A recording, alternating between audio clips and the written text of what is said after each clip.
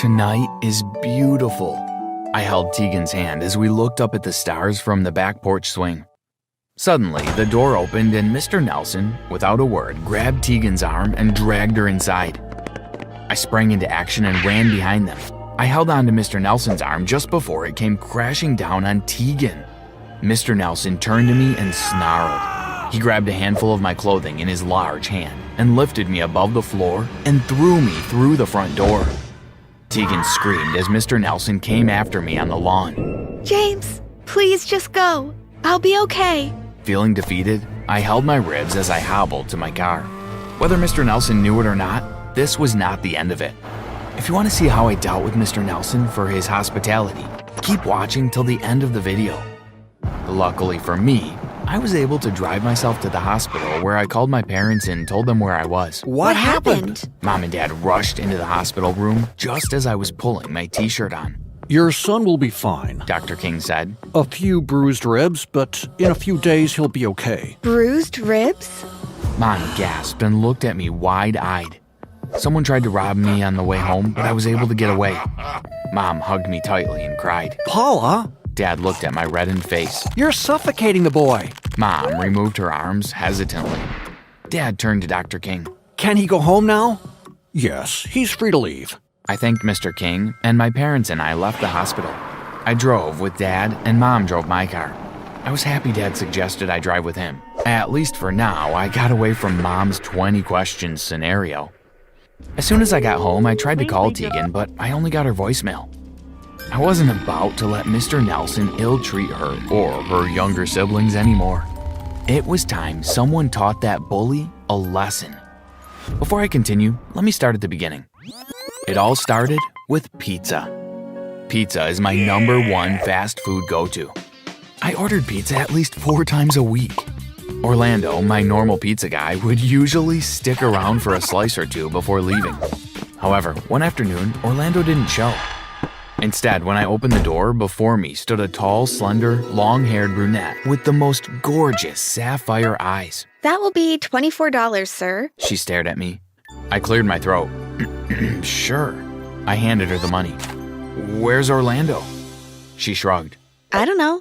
I just deliver pizzas. I thanked her and closed the door. I ordered pizzas for the next 14 days just to see her. She told me that her name was Tegan. It was almost a month before I asked her if I could take her out on a date. It took another month before she said yes. Over the next few months, I found out that Tegan's mother died. She and her younger siblings, Monique and Josiah, now lived with their dad. While Tegan worked to bring in money for the household and take care of her family, her dad sat around the house watching TV. Why don't you leave? I asked her one evening while we were having dinner. Well, I can't just leave my siblings and my father will come looking for us. I'll stay and protect them until they are of age to leave. Besides, I promised Mom on her deathbed to look out for my siblings, and I always keep my promises. I sighed heavily. If you ever change your mind, you know I'm here for you.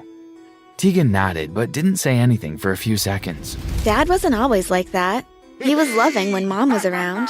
Dad is dealing with Mom's loss just as I am. He's just dealing with it in his own way. And back to the present. Later that night, as I prepared for bed, I knew I had to do something to help Tegan and her siblings. I mean, isn't that what boyfriends are supposed to do to make things easier? I wasn't totally truthful to Tegan about my past and why my parents and I had moved. The truth is, and it's even hard for me to admit it now, I was in a gang. My parents thought it was best for us to move when I was 15, and without the negative influences, maybe I'd be able to make something of myself. I finished school and I was in my last year of college. However, unknown to my parents, I kept in contact with a few of my past friends. The very next day, I contacted Yellows, one of the guys I kept in contact with, and I told him the situation. I told him I just needed him and a few of the guys to scare Tegan's father. I told them about the situation, and all I wanted was for them to scare the father into treating his children better. Yellows and I agreed that the scare tactic would occur the next night. My nerves were on edge the whole of the next day. I couldn't eat and I couldn't drink. I tried calling Tegan again and still no answer. I went to her workplace after class and she wasn't there. I went home that evening and sat on the sofa watching nothing in particular. It was around 10 p.m. on the late night news when a news reporter announced that a robbery had occurred at the Nelson residence. It was alleged that her father was beaten Items were stolen and Tegan was kidnapped. Kidnapped? I flew up from the sofa and immediately grabbed my phone and called Yellows. Yo, James, what's up? Yellows responded from the other side. What in the world did you do? Kidnap? You kidnapped her? Wait, what? Kidnapped who? Yellows sounded confused. Tegan! I told you to scare Mr. Nelson, not kidnap Tegan. James, we did not kidnap Tegan. We just roughed up her old man a bit and tied him up and left. Turn on Channel 6 News now. The phone went silent for a few seconds before Yellows responded. James, we've been friends for a long time. I'll never do anything to hurt your girl. Something must have gone down after we left. I'll call you back. I hung up without waiting for Yellows to respond. Had I made things worse? If Yellows and the boys didn't do it, then what happened? After a week, Tegan was still missing and the police had no leads. I felt like I was losing my mind. Then it struck me. What if it wasn't Yellows? What if Mr. Nelson did something to Tegan and lied about it? I decided that the only way to get answers was to question Monique and Josiah. I waited for them outside their middle school. When they saw me, they hesitated and Josiah held Monique's hand. Hey guys, how are you? Just wanted to check up on you, I said as they passed me. Neither Josiah nor Monique answered. I walked beside them. Do you guys know where Tegan is? Monique looked at me. She looked as though she was about to answer when Josiah said annoyed. We don't know where she is. We need to get home. If your dad did anything to her, you could tell me. Josiah and Monique stopped and turned to me. Just then a police car pulled up beside us and the police officer turned to Monique and Josiah. Kids, is this guy bothering you? The officer shot me a stern look. Yes, he is. May we have a drop home, please? The officer got out of the car. Sure, no problem. He opened the back door and the kids got in. As they drove off, I noticed Monique turned in the back seat and looked at me until the car was out of sight. I got an uneasy feeling in my stomach. My gut instinct told me that Monique and Josiah knew where Tegan was, but were too afraid to say. That night, I parked my car 2 blocks away from Tegan's house and walked the rest. I didn't want anyone to see my car. I wore dark clothes and a hoodie pulled over my face so I couldn't be noticed. I hid behind the bushes until I saw the last light in the house go off. I then waited another 15 minutes to make sure that everyone was asleep before I jimmied one of the windows and entered the living room. I allowed my eyes to get accustomed to the darkness since I didn't want to use a flashlight to make someone on the outside aware that I was in the house. First, I crept to Tegan's room. The scent of her filled my nostrils as soon as I entered. I missed her smile, her laughter, her kisses. I needed to get to the bottom of this quickly. I spent about 15 minutes in her room searching through her papers and cupboards, but came up barehanded. Maybe I should check the basement. If she's hidden, it has to be there, I mumbled to myself. I crept down to the basement and grimaced when the basement door creaked loudly as I opened it. I slid into the basement and left the door slightly ajar. While in the basement, I looked in cupboards. I noticed one cupboard in the corner was chained, and as I walked towards it, I tripped over a floorboard. I stooped and realized that the floorboard could move.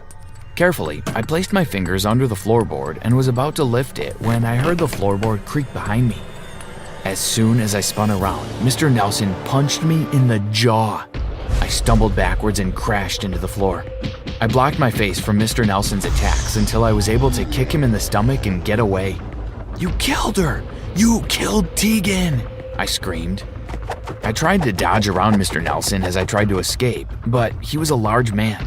He grabbed me by my shirt and dragged me up the stairs like a sack of potatoes. As I struggled against him, he got rope from below the kitchen sink, tied me up, and called the police. Sirens blared about 5 minutes later, and Mr. Nelson opened the door for them to come inside. I found this boy snooping in my basement and I'd like to press charges. Mr. Nelson smirked. "He killed Tegan. Tell them how you hid her below the floorboards in the basement," I yelled. By this time, Josiah and Monique were awake and peeped from the doorway of their bedroom.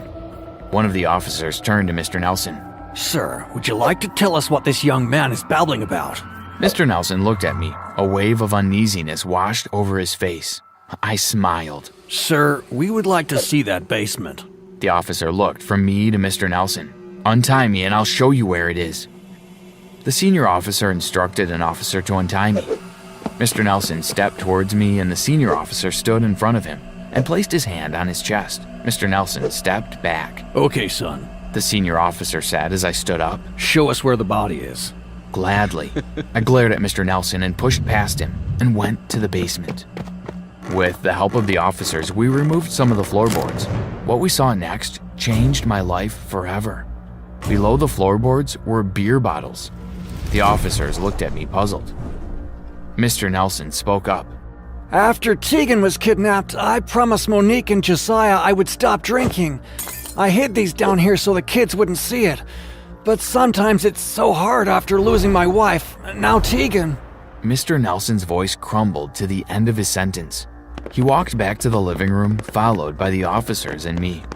Needless to say, Mr. Nelson pressed charges for breaking and entering, and I was given a 1-year sentence with hard labor. Every day that I spent behind those prison walls, I thought about Tegan. I regretted the decision I made and wished I could change it. Living with that kind of regret took a toll on me mentally, physically, and emotionally, which caused me to lose a lot of weight in prison. My parents came to visit me as often as possible, and honestly, if it wasn't for them, I don't think I would have made it out alive. About 6 months into my sentencing, I was out on parole and was warned to stay away from Tegan's house. A few days after my release, while watching television with my parents, we heard sirens outside. Then someone banged on the door. Mom and Dad exchanged looks before Dad opened the front door. Good evening, sir. Is James at home? The officer that stood outside asked. What's this about? Is James at home? We'd like to question him. About what? I walked to the door and folded my arms. Talk to me about what? Monique and Josiah Nelson have been kidnapped. Do you know anything about it?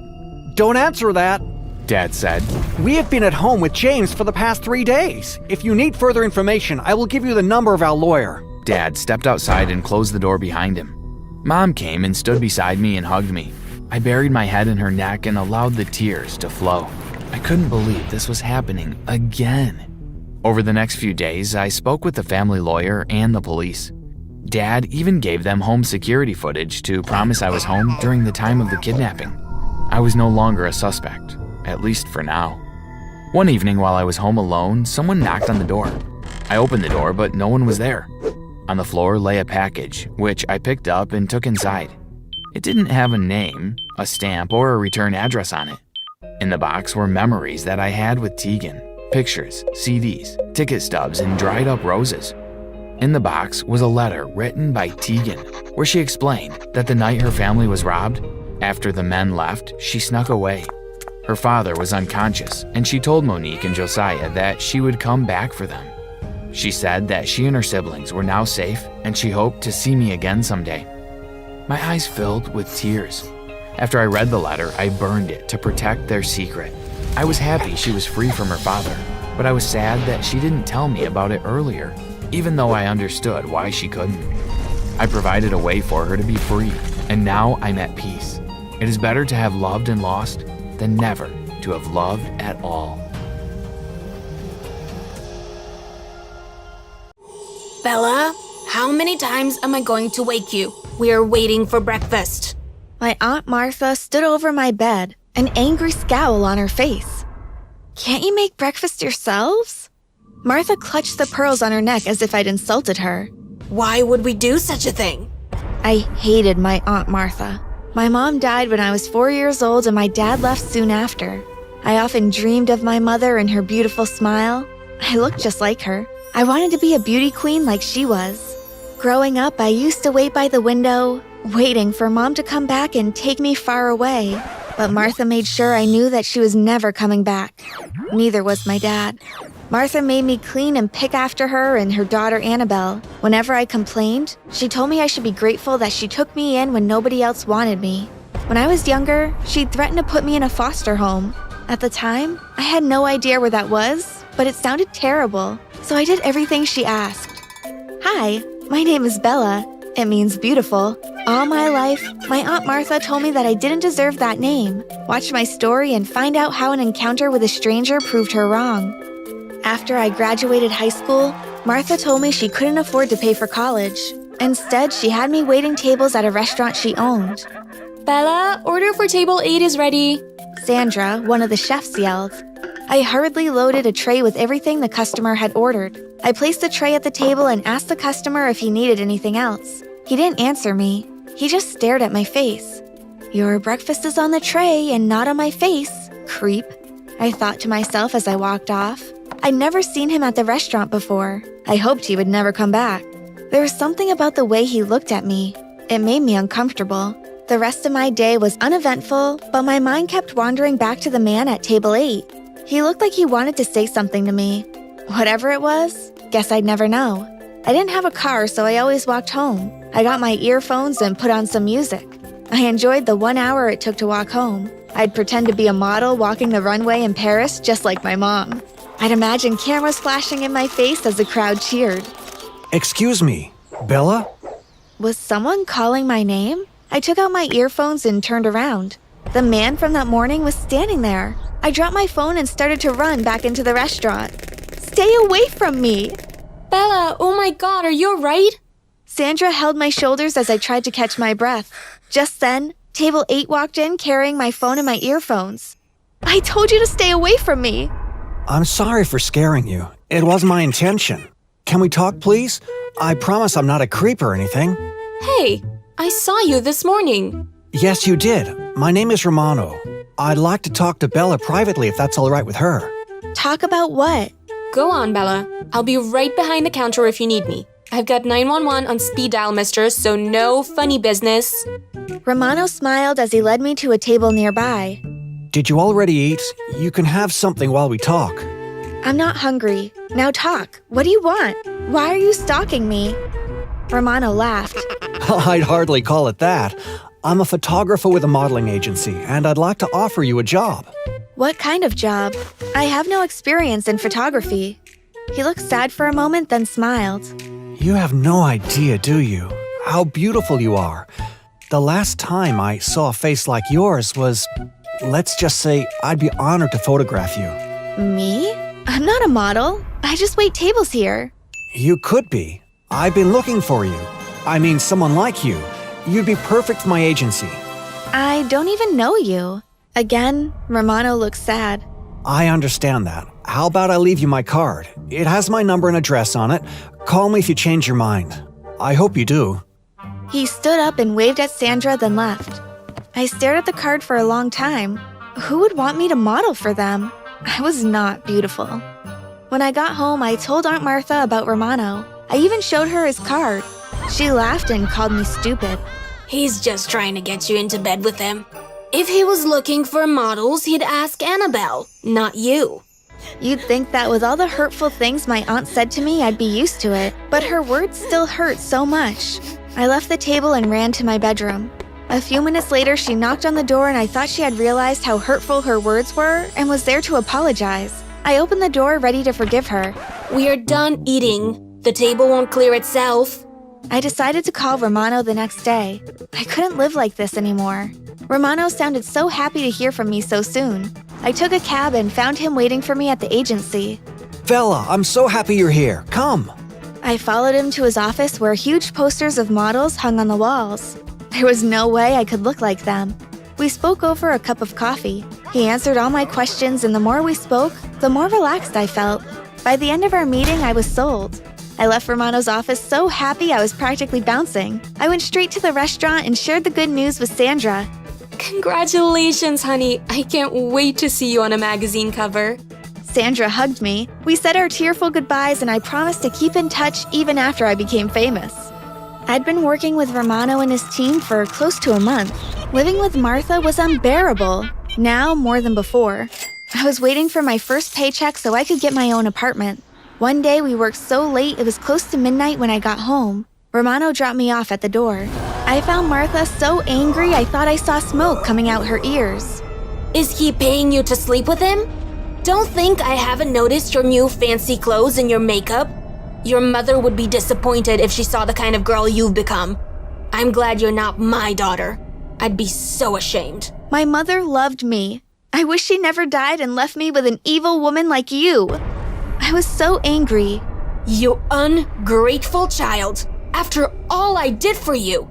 She slapped my face. I ran out the door and kept running. I didn't care where I went as long as it was away from that monster. After walking around for an hour, I called Romano. I could barely get any words out in between my sobs. Bella, slow down. Tell me what happened.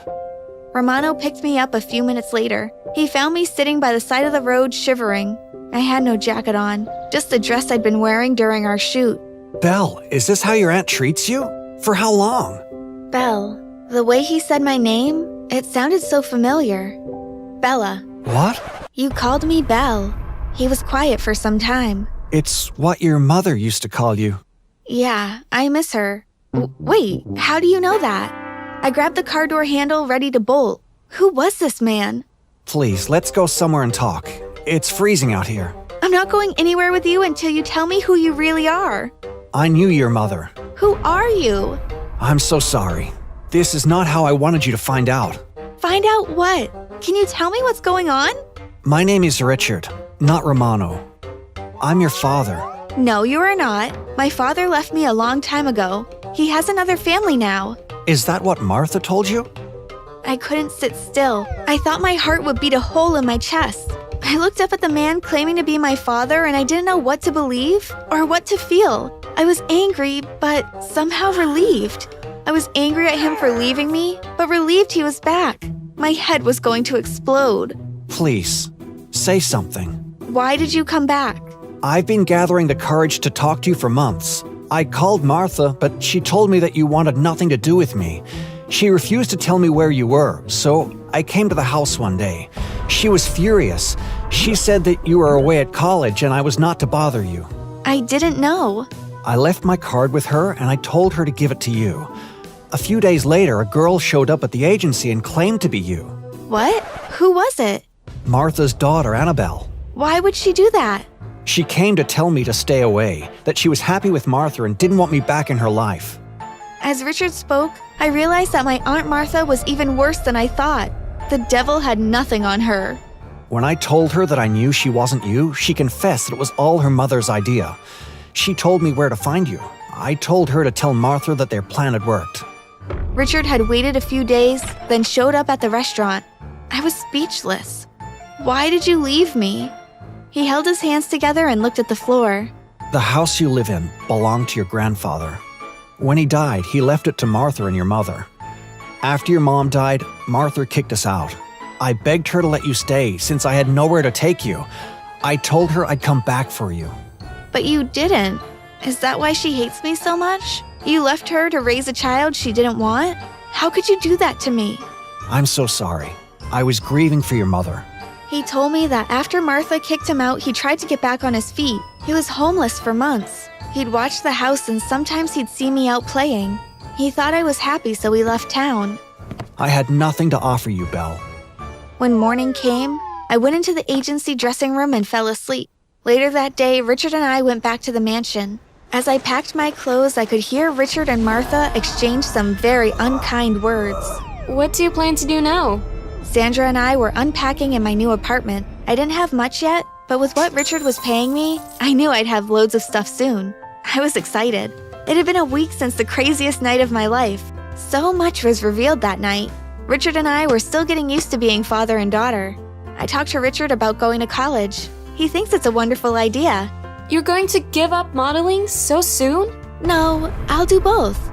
There was a knock on the door, and when I opened, Richard and a man I'd never seen before were standing there. The man was wearing a suit and carrying a briefcase. Belle, hi. This is Warren, your grandfather's lawyer. May we come in? The apartment was still unfurnished, so we stood in the kitchen and used the island as our table. Sandra excused herself and left.